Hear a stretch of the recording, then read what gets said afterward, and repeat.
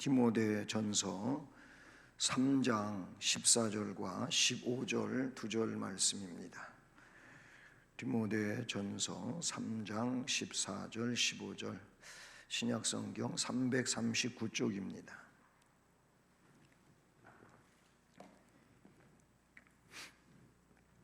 네, 우리 말씀을 함께 봉독하며 봤습니다. 내가 속히 내게 가기를 바라나 이것을 내게 쓰는 것은 만일 내가 지체하면 너로 하여금 하나님의 집에서 어떻게 행하여야 할지를 알게 하려 함이니 이 집은 살아계신 하나님의 교회요 진리의 기둥과 터니라. 아멘. 할렐루야. 네, 지금 장마 중이죠. 그런데 우리들이 예배당에 오는 시간만큼은 또 이렇게 우산을 안 쓰고 와도 될 만큼 주일날도 그랬는데 오늘도 좋은 일기 속에 우리가 예배를 드리게 되었습니다. 예배에 참여하신 여러분 모두에게 이 시간도 우리 주님의 말씀에 의한 은혜가 함께하는 복 있는 시간 되기를 우리 주님 이름으로 축복합니다. 예, 오늘은 그 15절 말씀에 중심을 두고 있는데요. 말씀을 보면 만일 내가 지체하면 너로 하여금 하나님의 집에서 어떻게 행하여야 할지를 알게 하려 함이니, 지금 바울 사도가 믿음의 아들이며 목회자인 디모데에게, 즉 디모데는 지금 에베소 교회에서 목회를 하고 있는 입장입니다. 예, 거기 방문해가지고 더 훈련을 시키고 더 굳세고 올바른 목회자로 바울 사도가 세웠으면 하는 이 바람이 있었어요. 그런데 이제 오늘 이 말씀에 보면 이게 속히 이루어지지 못할 것 같은 것을 아마 바울 사도도 영적으로 감지하고 있었던 것 같아요. 뭐 4장에 가면은 그가 이제 순교를 앞둔 얘기들이 나오는데, 어쨌든 말씀에 보면 내가 지체하면 빨리 못 가면 그런 상황에서 뭔가 문제가 되지 않도록 하나님의 집에서 네가 어떻게 목회해야 될지 그거에 대해서 알게 하고자 이 말씀을 쓰고 있다라는 것이죠. 그러면 이 집, 하나님의 집이라고 15절 앞에 나오잖아요. 그런데 말미에서는 이 집, 하나님의 집이라고 한 이 집은 다시 뭐라고 이야기합니까? 살아계신 하나님의 교회라고 이야기합니다. 그리고 이 교회는 진리의 기둥과 터이다. 아멘. 교회는 다른 게 아니에요. 하나님의 집이고 또는 진리의 기둥이 되고 터가 된다. 교회는 사람이 하나님의 부름을 받아 사람이 모였지만은 사람의 사상이 난무하는 데가 교회가 아니고 하나님의 말씀인 그 진리의 기둥이 되고 또 터가 되는 곳이 교회다. 그래서 교회는 하나님의 말씀으로 그 기반을 이루고 있고, 왜냐하면 터라 그랬잖아요, 그렇죠? 기반을 이루고 있고, 그리고 기둥이라고도 하는데 하나님의 말씀에 의해 가지고 기둥의 역할이 뭡니까? 세워지는 거예요. 든든하게 버티고 있고 그 기둥에 의하여 그 집이 든든히 서는 거예요. 기둥이 부실하면은 바람에 그 집이 무너질 수도 있고 어려움이 될 수도 있잖아요. 그러니까 이 진리는 터가 되기도 하고 기둥이 되기도 한다. 그러니까 이것 이외에는 교회가 올바로 세워질 수가 없다라는 거예요. 우리가 지난 주일날도 뭐 이 섬김의 사역이라고 하는 말씀 안에서 여러 부분의 내용들이 나왔었습니다만은, 이제 교회가 섬기는 사역을 하고 우리 성도들이 섬기는 사역을 감당한다라는 거예요. 근데 이 교회는요, 사람이 조직된 것도 아니고 계획한 것도 아니에요. 사람이 계획해서 교회를 세웠다든지 또는 사람이 조직을 해서 이 교회를 세운다든지 그게 아니고, 바로 이 교회는 하나님께서 계획을 하셨다. 예, 그게 히브리서 8장 5절에 근거하는 말씀이에요. 하나님이 계획하신 것이 이 교회예요. 물론 성부 하나님이죠. 그 다음에 성자 하나님 예수 그리스도는 실제로 성부께서 계획하신 것을 이루시는 거예요. 그게 마태복음 16장 16절에서 18절, 지난 주일날도 그 18절 말씀을 많이 중심적으로 이야기했잖아요. 내가 반석 위에다가 교회를 세우는데 이 교회는 음부의 권세가 이기지 못한다. 예, 이럴 때는 같이 하자 그랬잖아요. 그렇죠? 다 아시잖아요. 지난 주일날 들었고. 근데 가만히 있으면 그거보다는 같이 아니까, 제가 못하게 하는 것도 아니고 하시라고 하는데 알고 있으니까 입을 열어서 같이 이야기하는 거예요. 조금 이따 그런 얘기 나오면 같이 합시다. 네, 어쨌든 주께서 음부의 권세가 이기지 못하는 교회를 세우신다고요. 주님이 세우셨어요. 아버지 하나님이 교회에 대한 것을 계획하셨고, 계획하신 것을 아들이신 성자 예수 그리스도께서 실제로 세웠어요. 그리고 아버지께서 계획하시고 아들께서 실제로 세우신 이 교회가 잘 유지가 돼야 되잖아요. 그 유지는 성령께서 하시는 거예요. 그러니까 성부와 성자와 성령 삼위 하나님이 교회가 교회되게 하신다, 이렇게 보시면 되는 거예요. 여러분,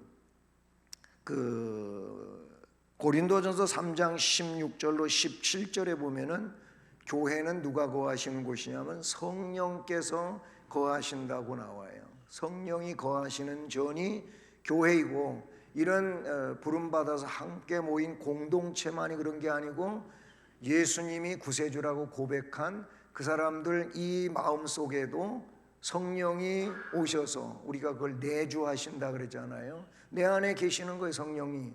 그래서 고린도전서의 말씀에서 너희가 성령의 전인 걸 알지 못하느냐, 이렇게 말씀하고 있지 않습니까? 그래서 교회를 가리켜서 오늘 말씀에 보면 하나님의 집이라고 했고, 에베소 1장 23절, 지난 주일날 나왔던 본문, 인용된 본문이죠. 뭐라 그랬어요? 교회는 그리스도의 몸, 그리스도의 몸이라고 했고, 에베소 2장 21절에서 교회는 성령의 전이라고도 불려진다라는 거예요. 이 교회의 주인은 예수 그리스도십니다. 그러니까 우리는 주인 행세를 할 사람들이 아니고 주인이신 예수 그리스도의 명령을 따라서 교회를 세워가는 게 우리의 임무예요. 우리의 역할이다, 그거예요. 그것은 목사도 장로도 권사도 그 누구도 마찬가지예요. 주님의 명령을 따라서 이 교회를 세워가는 거다. 그게 우리의 역할이고 임무이다라는 겁니다. 그래서 오늘은 이 말씀에 근거해서 교회는 하나님의 집이라는 말씀 제목을 정했어요. 교회는 하나님의 집. 네, 교회. 네, 이 교회는 하나님의 집. 제가 글씨가 조금 높이 써졌잖아요. 이게 팔이 조금 더 잘 올라간다 그 말이에요. 이게 제가 이제 실버학교 마치고 이게 한 두 달도 넘었어요. 팔이 아픈 지가. 그래서 그 전에 왼쪽 어깨 수술을 했었는데 그때는 인대가 다 끊어져 가지고 그랬다 그래서 수술했어요. 그래서 실버학교 끝나면은 병원 가서 검사를 하고 거기에 따라서 치료를 해야 되겠다 그랬는데 증상이 꼭 이쪽 같아가지고 꼭 수술할 것만 가서 제가 판단을 잘 못했죠. 그래서 2달 넘게 기다린 거예요. 어제 그저께 갔다가 MRI는 찍어야 되는데 그저께 안 된다 그래서 어제 가서 찍었어요. 그리고 인대가 안 끊어졌습니다. 힘줄이 안 끊어졌으니까 물리치료, 재활치료 잘합시다. 그래갖고 어저께 좀 눈물 좀 흘리고 왔어요. 막 그냥 도수치료 막 눌러대고 막 그냥 비틀고 그래가지고 그랬더니 뭔 기계 하나 또 사가지고 와가지고 이거 했잖아요. 그랬더니 이렇게 잘 올라가서 글씨가 여기다 썼었는데 여기까지 높아진 거예요. 이제 고치시고 있다 그 말이에요. 교회는 하나님의 집이 오늘 말씀 제목인데, 그럼 하나님의 집인 교회, 바로 이 교회가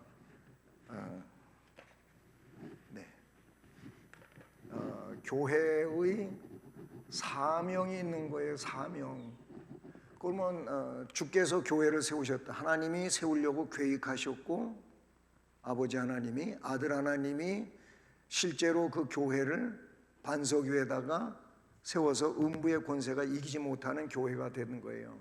성령께서 그 교회를 자꾸 발전시키고 성장시키고 유지해 나가는데, 바로 그 교회, 성부와 성자와 성령 삼위 하나님이 교회를 세우셔가지고 교회가 그냥 세워져 있기만 한 게 아니고 사명을 부여하셨다 그 말이에요. 교회는 사명이 있어요. 따라서 합니다. 교회는 사명이 있다. 마찬가지로 교인은 사명이 있다. 네, 우리 교인은 사명이 있는 거예요. 하나님께서 교회에 사명을 주셨고, 교회는 공동체잖아요. 공동체가 된 우리들에게도 하나님께서는 사명을 주셨어요. 사명. 자, 그러면 이 사명이 여러 가지가 있는데 그 중에 제일 먼저 어떤 사명이냐면 예배의 사명이 있어요.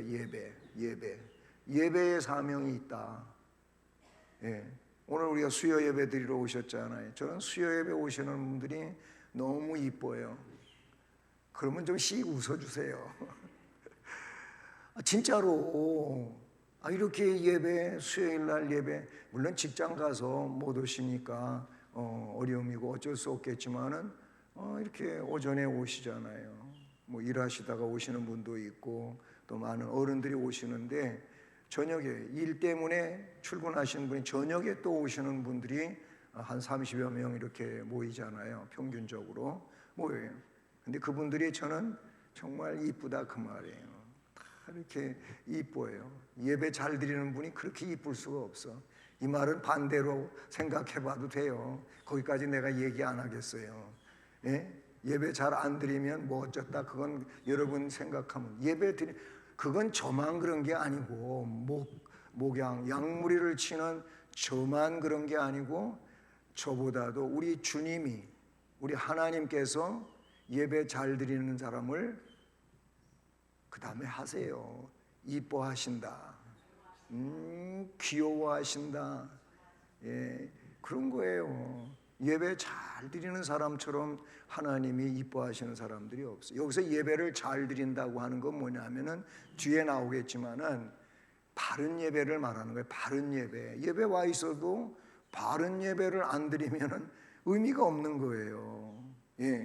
자, 그래서 예배의 사명이 있는데, 여러분 요한복음 4장에 보면 20절부터 24절까지에 나와요. 그 중심에 23절이 있는데, 거기에 보면은 하나님이 찾고 계시는 예배와 하나님이 받으시는 예배를 이야기하고 있어요.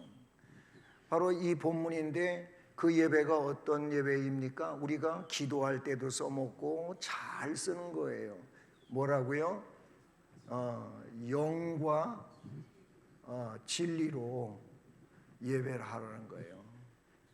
예배하라. 그렇게 말씀에 나와. 여기에 영과 진리로 예배하라. 그러니까 아까 얘기했잖아요. 예배에 나와서 바른 예배를 드리는 것이 하나님의 기쁨이고 하나님께 영광을 돌리는 건데, 그게 뭐냐? 영으로 드려야 돼. 영으로. 몸만 여기 와서 앉아 있으면 안 돼요. 영이 뭐예요? 영이 나의 중심이에요. 육체가 중심이 아니 항상 영이 중심이에요. 그래서 내 영혼이 잘 되는 것처럼 네 범사가 잘 되고 네가 강건하기를 내가 원한다. 요한서신에 주어진 말씀이에요. 영이 잘 돼, 영이 잘못되고 육이 잘 돼 있는 거는 이게 진짜 잘 된 게 아니에요. 영이 바로 서 있는 상황에서 육체의 일들이 잘 되어야 되는 거예요.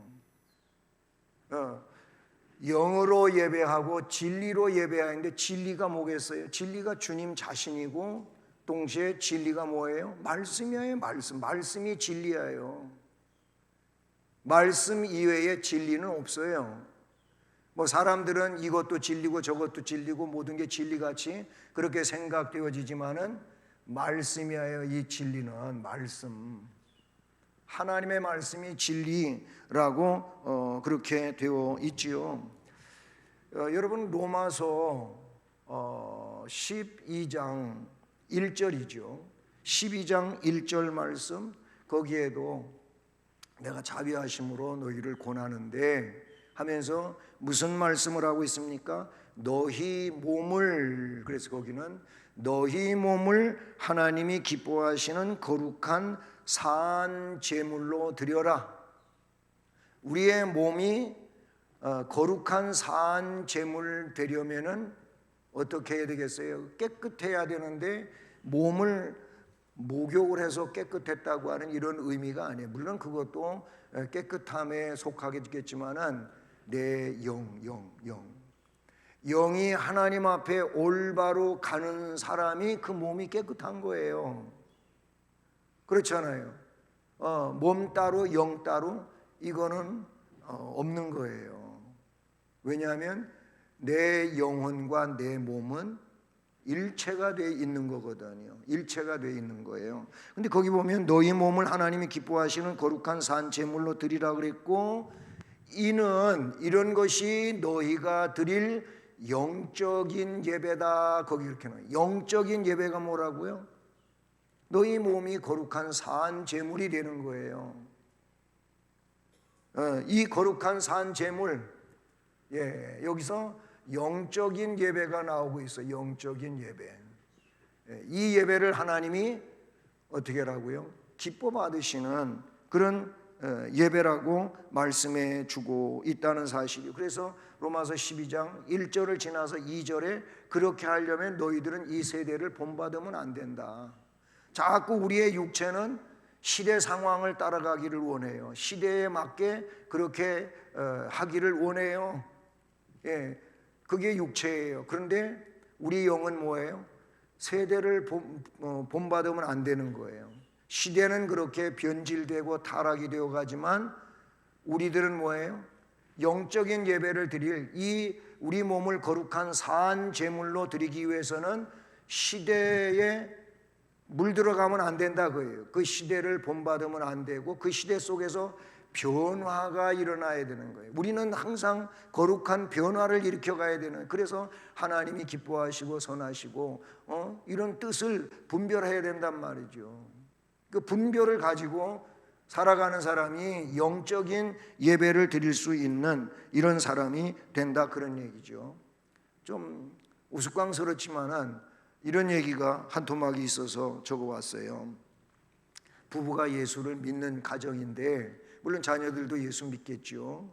근데 이 부부가 매일 주일날이 되면은 꼭 남편이 뭐 바쁜 일이 있다고, 여보, 자기 아내한테, 여보 오늘 나 바쁘니까 당신 대표로 예배드리러 가. 그래서 알았어요, 내가 대표로 예배드리러 가지요. 그리고 이제 그렇게 다닌 거예요. 이게 한 번만이 아니고 이게 뭐 하면 그렇게 이제 일이 벌어지는 거예요. 근데 어느 날 밤 자기는 잘 안 가고 저 아내만 대표로 가라고 그러던 이 남편이 꿈을 꿨어. 꿈에, 그런데 아내와 자기가 죽었어. 꿈이에요. 죽어서 천국을 갔는데 천국 문지기가 떡 서 있는 거예요. 그런데 들어갈 수가 없고 문지기가 지키고 있는데 거기를 이제 뭐 패스를 해야 되는데 묻는 거예요. 문지기가 두 사람은 부부지요? 맞습니다. 우린 부부입니다. 아, 그래, 잘 됐네요. 그러면 대표로 아내만 들어가시고 남편은 들어오지 마세요. 그래갖고 깜짝 놀라서 깼다는 거 아닙니까? 그 꿈을 깼대. 꿈이니까 망정이지. 꿈이니까 망정이지. 여러분, 이게 우스꽝스러운 얘기 같지만은 천국문 앞에 가서 거절당하는 일이 성경에도 나와요. 성경에도 나와요. 난 너 모른다. 열처녀 비유에서도 그렇게 말하잖아요. 그렇잖아요. 미련한 다섯 처녀가 등만 가지고, 등이 뭐예요? 형식이에요. 형식만 가지고 신앙생활하면 안 돼요. 형식에 뭐가 담겨야 되냐면은 진짜 내용이 담겨야 되는데, 내용이 뭐예요? 기름이에요. 기름. 등 속에 기름이 있어야 불탈 수 있는 거예요. 불이 계속 타서 밝힐 수 있는 거예요. 기름은 없이 달랑달랑 기름 고고 떨어지면 이제 끝장나는 판인데, 그래도 기름 준비 안 하고 다 된 것처럼 형식만, 등만 가지고 퇴짜 맞았잖아요. 그렇죠? 퇴짜 맞아요. 똑같은 얘기예요. 네. 너 둘 중에 하나만 들어와라. 그러면 어떻게 해요? 여러분, 세상에 살면서 이런 데 대한 심각성을 신앙이 깊어갈수록 이걸 잘 느껴야 돼. 그래야 뭐예요? 영원 사랑이라고 하는 것이 내 마음에 커져가게 되고, 그래서 자꾸 전도하는 거고 권면하는 거고 그러는 거예요. 말 듣지 않아도 그래도 싫은 소리 듣고 심지어는 욕을 먹을지라도 그래서 말하는 거예요. 왜냐하면 불행한 거거든요. 영원히 불행한 거니까 그러는 거예요. 그러니까 이 천국은요, 아내가 잘 믿었다고 남편이 1+1으로 따라가는 게 아니요. 1+1 여러분 좋아하시잖아요. 안 좋아하시나? 그냥 끼워 먹기로 가는 게 아니에요. 천국은. 예? 그래서 장로교회는, 이 개혁주의는, 여러분 좀 개혁주의가 아닌 이 진보주의 같은 데서는 좀 다르게 이해할 수 있겠지만은, 개혁주의에서, 이 보수주의에서는 구원이라고 하는 것은 개인 구원이에요. 개인 구원. 그 사람과 하나님의 1대1의 문제지, 예? 한 사람 대표자가 돼가지고 다른 사람 다 아우를 수 있는 이런 게 아니라는 거예요. 그 민중신학이라든지 해방신학이라 이런 내용들을 보면 전부 다 뭐예요? 사회 구원을 이야기하는 거예요. 사회가 구원돼야 개인도 구원된다는 이런 논리를 따르는데, 우리 개혁주의는 그게 아니에요. 구원의 문제는 개개인적이다. 예, 그런 얘기예요. 자, 이 사명이 굉장히 큰 사명이고, 그 다음에 두 번째 무슨 사명이 있냐면은 교육의 사명이 있어요. 교육의 사명. 마태복음 28장 20절이죠. 여기 말씀이 뭡니까? 내가 가르쳐 분부한 모든 것을, 거기 뭐라 그랬어요? 지키게 하라, 또는 가르치라, 이렇게 말씀하고 있어요. 가르쳐 지키게 하라. 예, 그렇게 말씀하고 있잖아요. 그러니까 결국 뭐냐면은 여기에 가르침이 나와요. 가르침. 이 가르침이 결국 뭐냐? 교육이에요. 교육. 교육하라고 주님은 그 앞에 19절에서는 뭐예요? 19절의 말씀은 너희는 가서 모든 족속을 제자로 삼아라. 마가복음에서는 온 천하 만민을 그렇게 온 천하 만민에게 복음을 전하라, 이런 말씀이 나오잖아요. 그 복음 전하라고 하고, 복음 전해서 교회 안에 들어온 사람들은 어떻게 하라고요?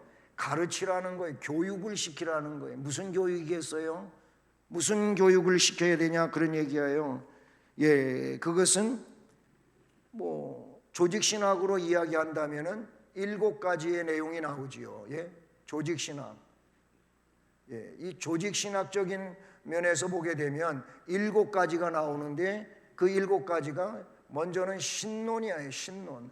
하나님에 대한 성부와 성자와 성령, 하나님에 대하여 가르치는 거예요. 하나님을 알아야 될 거 아니에요. 주님을 알아야 될 거 아니에요. 성령을 알아야 되지 않겠어요? 이걸 가르친다, 그런 이제 내용이 되는 것이죠. 그 다음에 인간론을 가르치는 거예요. 인간론. 인간론은 다른 말로 인죄론이라고 그래요. 인간은 죄인이다 그거예요. 인간은 죄인이라고 하는 걸 가르쳐야 돼요. 내가 죄인인 걸 알아야 구원을 소망을 할 수가 있는 거예요.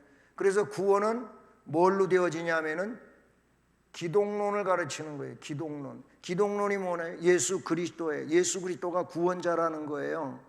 예? 이 예수 그리스도가 구원한다는 거예요. 그래서 죄인이 하나님을 알고 하나님을 알아보니까 나는 죄인이구나. 죄인은 그럼 어쩌면 예수님이 필요하구나. 이거예요. 그래서 이 예수님을 필요로 하는 이 사람들에게 무엇이 주어지느냐? 구원이 주어지는 거예요. 그래서 구원론을 가르치는 거예요. 이 구원론을 가르치고 구원받은 사람들이 함께 힘을 합해서 살아가야 될 내용이 뭡니까? 이게 바로 교회라는 거예요. 교회. 교회를 말해 주어야 된다 그런 얘기예요. 그리고 교회 이후에 어떤 것들이 있겠어요? 이제는 내세가 있다 그런 얘기예요. 내세론. 이게 내세론은 종말론과 이어지기 해서 종말론이라고도 이야기하는 거예요. 종말론, 내세, 천국에 대해서 지옥에 대해서 가르쳐야 되는 거예요. 결국은 뭐예요? 이렇게 여기가 이제 7가지라는 건 앞에 이게 서론이 있기 때문에 그래요. 조직신학에 서론이 있어서 서론, 신론, 인간론, 기독론, 구원론, 교회론, 내세론 해갖고 7가지가 되는 거예요. 실제적으로 이렇게 6가지 이거를 교회가 교육하는 거예요. 그러니까 뭐 소요리 문답도 마찬가지고 지금 주일 오후에 공부하고 있는 웨스트민스터 신앙 고백도 다 이거를 지금 공부하고 있는 거예요. 이걸 공부한 거예요. 지금 공부하고 있어요. 예. 그래서 이런 거를 잘 알아야 돼요. 이게 우리가 꼭 공부해. 어떤 사람은 이 교회론 뭐 다 마찬가지입니다만은 교회론이 제대로 안 세워져 있어 갖고 그냥 교회를 그렇게 귀중하게 여기질 않는 거예요. 물론 이 교회나 저 교회나 하나님이 우리 주님이 세우신 교회 맞는데 그러나 그렇다고 해가지고 교회에 올바로 소속하지 않고 뭐 교회는 마찬가지인데 이 교회 갈 수도 있고 저 교회 갈 수도 있고 성경은 그걸 말하지는 않아요. 그 교회의 교인으로서 멀리 이사를 가지 않는 한 그 교회의 주인이 되어서 주님이 주인이시면 주인 의식을 가지라는 거예요. 주체성을 가지라는 거지요. 그렇게 하라는 거예요. 근데 오늘날 이 교회론이 너무 희박한 거예요. 교회론이 거의 무너지다시피 한 거예요. 그러다가 보면 신앙이 병들게 돼 있어요. 올바른 신앙을 갖지 못한다 라는 거예요. 이런 교육을 시켜야 돼요. 이렇게 교육시키면서 뭐 하는 겁니까? 영혼 구원을 하는 거예요. 영혼 구원. 영혼을 구원하는 것이고 그 다음에 신앙 인격 훈련을 시키는 거예요. 신앙 인격 훈련이 잘 돼야 돼요. 여러분 이 인격이라고 하는 게 아주 굉장히 중요한 거예요. 인격이 잘못되면 그릇이 잘못되는 것과 똑같은 거예요. 그릇이 잘못된 것에 뭘 담아봤자 쏟아뜨리고 부정하게 되고 그렇게 되는 거예요. 인격이 그렇게 수십 년을 예수 믿어도 인격이 영 아닌 정말 하나님의 말씀에 맞지 않는 이런 인격으로 살아가는 사람들이 있는 거예요. 이게 참 무서운 거예요. 어떻게 보면은 고질병과도 같은 이런 일이라고도 볼 수가 있는 거죠. 자, 이렇게 해가지고 뭐 하는 겁니까? 영혼 구원해서 인격 훈련을 시켜가지고 올바른 뭐가 되게 하느냐? 청지기가 되게 하는 거예요. 청지기는 뭐 하는 겁니까? 봉사하는 거예요. 지난번 에베소서 4장 11절 12절 주일날 설교하는데도 이 봉사에 대한 이야기가 섬김에 대한 이야기가 많이 줄을 이루었었지 않습니까? 네. 자, 그리고 나서 세 번째 사명이 있는데 바로 그게 전도입니다. 전도. 이 전도의 사명이 있어요.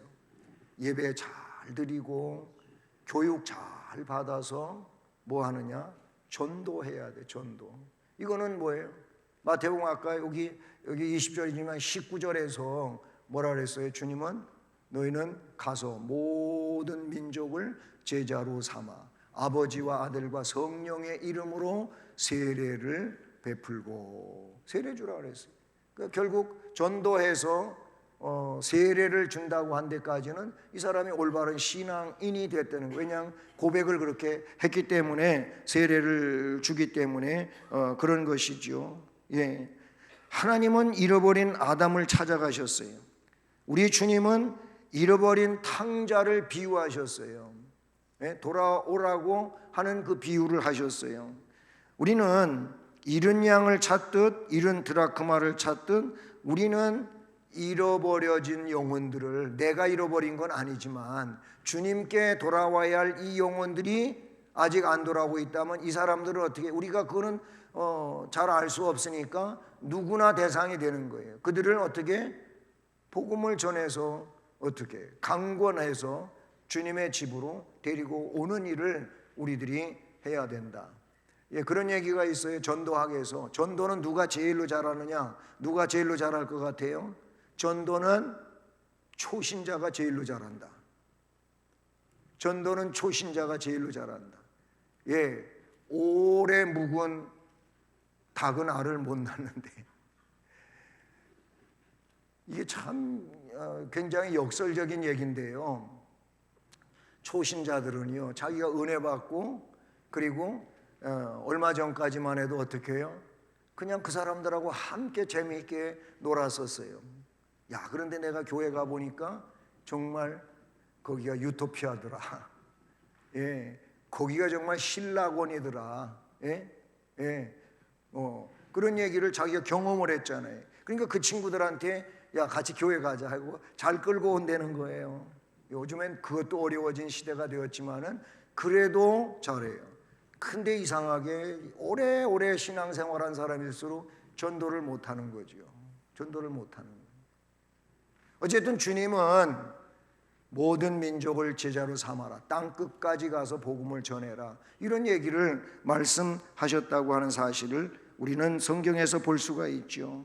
그렇습니다. 예수님의 분부이실 뿐만 아니라 전도를 하는 것이 내게 뭐예요? 구원의 확신이 넘치는 것이고 아름다운 신앙의 열매를 맺는 것이 되고요, 우리 주님으로부터 빚을 많이 졌는데 그나마 빚을 좀 갚으려고 하는 마음으로 사는 게 전도일 것이고, 예? 그리고 고린도전서 9장을 보니까 이게 장차 있을 화를 피하는 일이 되기도 한다고 이야기하고 있어요. 바울 사도는 나는 이걸 부득불할 일이다, 내가 안 하면 오히려 나한테 화가 된다, 이런 말을 고린도전서 9장에서 말씀하고 있는 걸 봐요. 예, 전도해야 된다, 그런 얘기인 것이죠. 그다음 마지막 한 가지가 더 있어요. 그게 뭐냐? 봉사의 사명이에요. 봉사. 예배, 교육, 전도, 봉사. 뭐 이거 이외에도 또 이야기할 수 있겠지만 이게 대표적인 것들이에요. 교회의 사명, 거룩한 부름을 받은 성도의 사명은 예배 잘 드려야 돼요. 그리고 말씀의 가르침을 받아야 돼요. 그리고 전도를 해야 된다, 봉사를 해야 된다라는 거예요.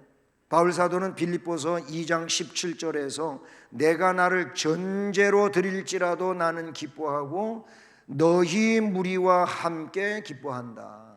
자기는 전도하러 뭐 빌립보에만 간 것도 아니에요. 예? 아가야 지방, 고린도, 뭐 지금으로 말하면 그리스죠. 그리스. 거기 가갖고 복음 전하고 그렇게 해요. 뭐 때문에 그렇게 하는 겁니까? 예. 자기가 주님으로부터 강권적인 역사에 의해 가지고 천국 갈 수 있는 사람으로 바뀐 거예요. 예수님 은혜로. 그래서 죽을 때까지 목숨 걸고 복음 전하다가 순교하는 이런 일을 감당한단 말이죠. 자, 이 봉사를 해야 돼요. 미국의 감리교회 하나인 교회에서 그 알렌 목사님이라고 하는 분이 요 최근의 통계가 아니고 벌써 훨씬 10여 년도 전에 통계를 낸 것이 있어요. 그 통계에 보니까 등록 성도 중에 주일 예배를 자꾸 빠지는 사람, 왔다 갔다 하는 사람이 20%래. 20%. 80%는 대체적으로 주일 예배를 잘 드린다는 거예요. 굉장히 훌륭한 거죠. 우리 교회도 보면은 돌아가면서 빠지는 사람들이 있어요. 대부분은 안 그런데 꼭 이분들이 나오면 또 다른 분들, 그분들이 빠졌던 그분들이 또 안 나오고, 먼저는 나왔었는데 이분들이 나오면 요분들이 또 안 나와. 이게 한 어떻게 보면 몇 파트는 되는 것 같아요. 그러면서 계속 그분들은 돌아가면서 빠져. 여러분들은 잘 나오시는 분들이고요. 그 교회는 20%가 주일 예배에 자꾸 빠진다는 거죠. 그 괜찮은 통계예요, 그래도요. 그리고 나서 기도 생활을 하지 않는 성도가 30%래요. 30%. 그래도 70%는 그래도 기도 생활을 하고 산다는 거지요. 그리고 35%는 성경을 읽지 않는 사람들이라는 거예요. 65%는 그래도 성경을 읽으면서 생활을 살아간다는 거예요. 얘기 들으면서 나는 그렇게 하나하나 안 하네, 좀 생각 좀 해. 그냥 여기 이 얘기만 듣고 끝나지 말고. 그런데 40% 되는 사람들이 11조를 안 한다는 거예요. 60%는 11조를 하는데 그 교회가, 그리고 70%는 이거 여기 봉사 나오는데 봉사 70%는 봉사하지 않고 한 30%만 봉사하며 교회 일을 한다는 거예요. 30%가 85%가 전혀 이 전도를 해본 경험이 없다는 거예요. 15%만 전도한다는 거예요. 자, 뭐 그렇게 퍼센테이지를 얘기했는데, 그런데 아이러니하게도 100%가 원하는 게 있어요. 100%의 교인들이 원하는 게 있는데 뭘 원할 것 같아요? 네? 천국 가는 거를 원해요. 네, 앞에 얘기처럼 뭐 봉사도 안 하고 11조도 안 하고 전도도 안 하고 그러면서 그렇게 살면서 천국은 다 가고 싶어 한다는 거죠. 여러분은 어떻습니까? 우리도 천국 가야죠. 천국 소망해야죠. 근데 이제 그 얘기를 여러분이 좀 면밀히 이렇게 보면은 천국을 소망하는 사람은 봉사도 하고 기도도 하고 성경도 읽고, 그 다음에 11조 내지는 헌금도 하고 한다는 거예요. 전도도 하고 하는 거예요. 천국 갈 사람들이 그런 일들에 생활을 살아간다, 이런 얘기예요. 자, 오늘은 두 번째 얘기까지만 있는 거예요. 오늘 두 번째 얘기인데, 두 번째, 그러면 교회의 사명이 있잖아요. 쭉 이런 걸 했어요. 주님이 기뻐하시는 교회가 있어요. 주님이 기뻐하시는 교회. 주님이 기뻐하시는 교회라고 하는 말에는 우리가 개별적으로 성도라고 할 수가 있고, 더 근접해 갖고 나라고 할 수가 있어요. 주님이 기뻐하시는 교회가 있듯이 주님이 기뻐하시는 성도가 있고 주님이 기뻐하시는 나가 있어요. 결국 우리 개인적으로는 주님이 기뻐하시는 내가 돼야죠. 그렇죠? 동의 안 하셔요? 따라서 하십니다. 주님이 기뻐하시는 내가 되자. 네, 주님이 기뻐하시는 내가 돼야지. 우리가 신앙생활하면서 주님이 이뻐하시고 주님이 기뻐하시고 주님이 원하시는 내가 돼야지, 주님이 기뻐하시지도 않고 주님이 이뻐하시지도 않고 그런 나라면은 이거는 뭐예요? 불행이에요. 그런데 착각하고 있을 수 있잖아요. 착각하고 있으면 안 돼. 응? 주님이 기뻐하시는 교회. 오늘 15절 말씀을 보십시오. 15절 말씀 끝부분에 뭐라 그랬어? 이 집은 살아계신 하나님의 교회요 진리의 기둥과 터 그리스도이니라 이렇게 말하고 있잖아요. 자, 15절이 그래요. 이 말씀에 근거해 볼 때 주님이 기뻐하시는 교회, 주님이 기뻐하시는 나는 누굽니까? 예, 거기 보면은 진리가 나와요. 진리가 누구로 나옵니까? 진리는 예수 그리스도예요. 예수 그리스도. 예수 그리스도가 진리예요. 여러분, 예수 그리스도 이외에 다른 진리는 없어요. 그래서 예수 그리스도는 유일한 진리다. 진리의 유일한 근거가 예수 그리스도다. 이렇게 볼 수가 있어요. 자, 우리가 잘 아는 요한복음 14장 6절 말씀에서 세 가지가 언급되고 있는 내가 곧 길이요 진리요 생명입니다. 그래서 뭐라고? 나로 말미암지 않고는 아버지께로 갈 자가 없다. 갈 자가 없다. 예수 그리스도께서 자신이 내가 길이라 그랬어요. 거기에 길이라 그랬고 진리라 그랬고 생명이라 그랬어요. 이거는 너무나도 귀중한 내용들이에요. 예수님이 길이 되시고 진리가 되시고 생명이 되십니다. 고린도전서 3장 11절.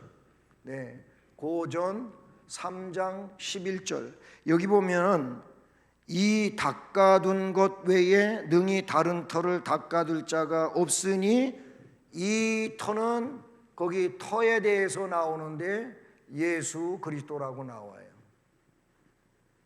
이 터는 곧 예수 그리스도라 이런 말씀이 나와요. 결국 이 터라고 하는 것은 예수 그리스도 진리를 말하는데 교회는 바로 진리 위에 세워진 거예요. 진리가 베드로의 경우를 보면 마태복음 16장 16절에서 주는 그리스도시요 살아계신 하나님의 아들이다고 그러잖아요. 그게 얼마나 귀중한 고백인지를 주님이 칭찬하셨어요. 거기서도 뭘 이야기하고 있어요? 예수 그리스도가 하나님이시라는 거예요. 하나님이시라는 거잖아요. 예, 바로 그 부분을 이야기해야죠. 자, 그래서 이제 교회는 진리의 기둥이라는 거예요. 진리의 기둥이에요.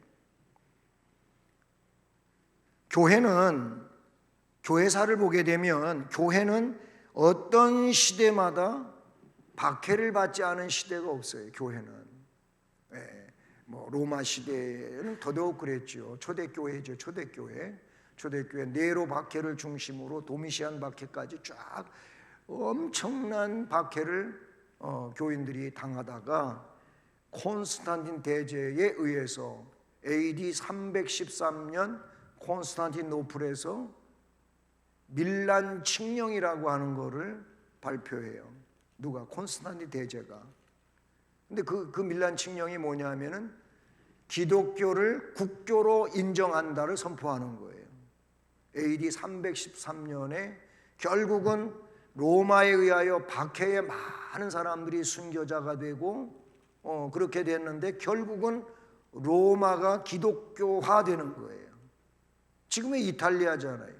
이탈리아 제가 그래서 이탈리아를 가보고 싶었고 그래 갔다 왔잖아요. 갔다 왔는데 정말 이탈리아가 그런 뿌리들이 많이 있어요. 그런 뿌리들이 많이 있고 그들의 그 생활 철학이라고 하는 그 자체가 정말 검소한 거예요. 너무 검소한 거예요. 우리는 큰 거 다 좋아하잖아요. 그렇죠?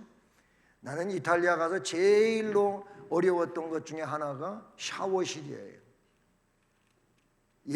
진짜 좁아요.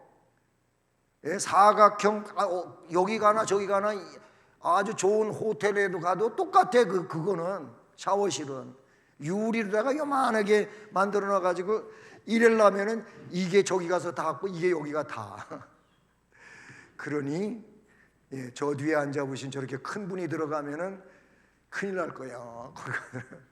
진짜로 나 같은 조그만 사람도 요래고 쪼그리가 앉으면은 여기가 닿고 여기가 다. 아주 제가 리얼하게 얘기를 한 거예요. 그것만 그런 게 아니고요. 어떤 동네를 갔더니 그 동네는 노인하고 아이를 둔 젊은이들만 차를 끌고 들어갈 수 있어.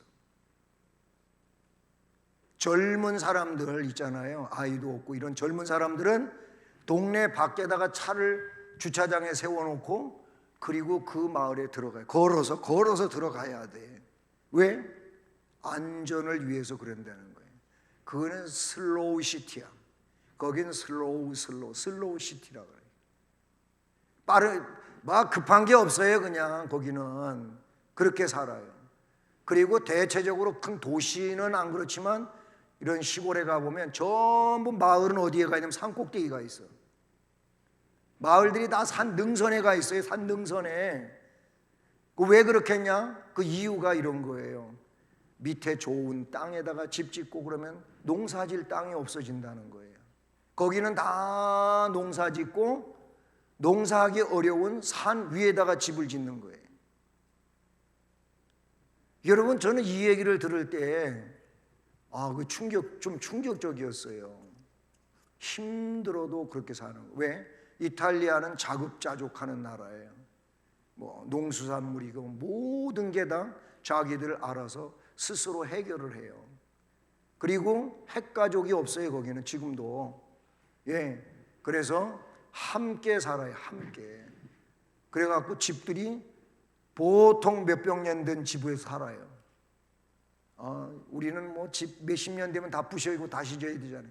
그렇게 오래된 고건물에서 살고 있어요. 수리해가면서 벽이 어디가 구멍이 나고 허물어지면 고기만 이렇게 빼내고 벽돌을 블럭을 빼내고 새 거를 갖다가 끼워 놓으면서 수리를 하고 살아요. 거기에는 세금이 어느 나라보다 많아요. 근데 불평을 안 해요. 왜 불평을 안 하냐면은 세금 낸 거 가지고 뭐예요? 노인복지 다 책임져요. 그 자기들이 낸 세금 가지고 노인복지 책임지고 교육 다 책임져 주는 거예요. 그러니까 내가 낸 세금 가지고 내가 어른 됐을 때 내가 어른 모시고 있으면 정부에서 다 해주는데 뭐 다 지원해서 해주고 그 다음에 아이들 교육 문제, 그 다음에 의료 문제가 그렇게 해서 해결이 되는 거예요. 그러니까 세금을 많이 업주가 누구냐면 업주가 큰집 아버지고 큰아버지고 그 밑에 줄줄이 가족 식구들이 그 업을 하고 있어요. 근데 그 세금을 그렇게 많이 내는 거예요. 내가 낸 세금 가지고 내 일가 친척들이 도움을 받고 있으니까 세금 많이 내도 불평을 안 하는 거예요. 좋은 나라지요. 이게 다 그런데 뿌리가 어디가 있냐면 성경에 있는 거예요. 성경에 있는 거예요. 자, 얘기가 조금 다른 방면으로 갔지만은 교회는 뭐 하는 곳이냐? 진리의 기둥이 되어야 돼요. 이 진리를 기둥으로 삼지 않게 되면은 교회는 인간 사상이 난무하고 그래가지고 교회가 매일 시끄럽고 시험 들고 그리고 사탄이 역사하고 문제가 교회가 어려움에 휩싸이게 되고 이렇게 된다. 어쨌든 박해가 많았어요. 로마 시대가 그렇게 박해하던 나라가 기독교 국가가 되고 그리고 뿌리가 된 거예요. 이탈리아가 그런 나라란 말이죠. 우리 한국 초기 교회도 그렇지 않아요. 얼마나 많은 박해를 받았어요. 그러나 그 박해에 의하고 많은 초대교회, 우리 한국 초대교회 신자들에 의해 가지고 교회가 든든히 세워진 거예요.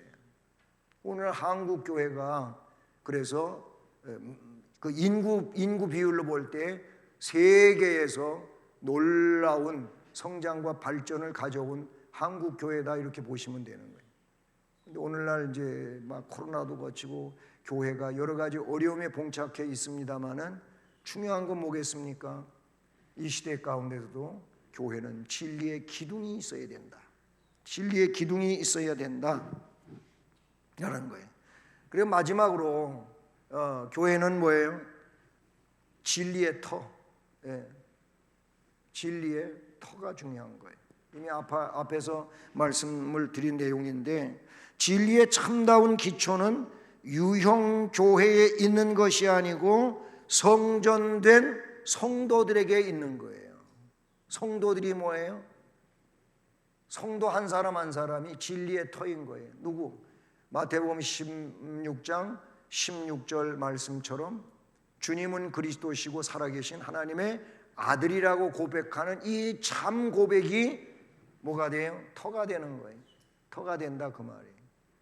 우리의 그런 이성적인 내용에 의해 가지고 터가 되는 게 아니고, 예수님은 나의 주님이시고 나의 하나님이시다, 예수님은 나의 주인이시다, 그런 고백인 것이죠. 이런 교회를 주님은 기뻐하셔요. 진리가 있고 이런 진리로 기둥 삼고 진리로 터를 삼은 이 교회와 성도들을 우리 주님은 기뻐하신다. 다른 사람이 아니에요. 우리가 그러니까 이런 성도가 돼야 될 줄로 믿습니다. 진리의 기둥으로, 진리의 터로 그렇게 신앙으로 세워졌다면 어떤 상황에서도 사탄의 시험에 무너지지 않습니다. 오히려 그런 시험이 있으면 더 찬란하게 빛나는 거예요. 그 진리의 내용이, 그 주님에 의한 모든 것들이 더 찬란히 빛난다. 이게 바른 신앙인들이라고 볼 수가 있어요. 교회는 하나님의 집입니다. 그리고 우리 성도들은 이 집에 뭐예요? 모든 조직을 갖추고 있는 일부분들이라고 보시면 되는 겁니다. 모쪼록 교회의 사명인 예배의 사명, 교육의 사명, 전도의 사명, 봉사의 사명을 잘 감당하는 우리 교회가 되고 우리들이 될 수 있기를 주님의 이름으로 축복합니다. 그리고 주님이 기뻐하시는 교회를 이루어가기 위해서 진리로만 우리가 뭉쳐갈 수 있기를 주님 이름으로 축복합니다. 은혜로우신 하나님 아버지 감사합니다. 그렇습니다. 교회는 하나님의 집입니다. 교회는 바로 예수 그리스도의 몸입니다.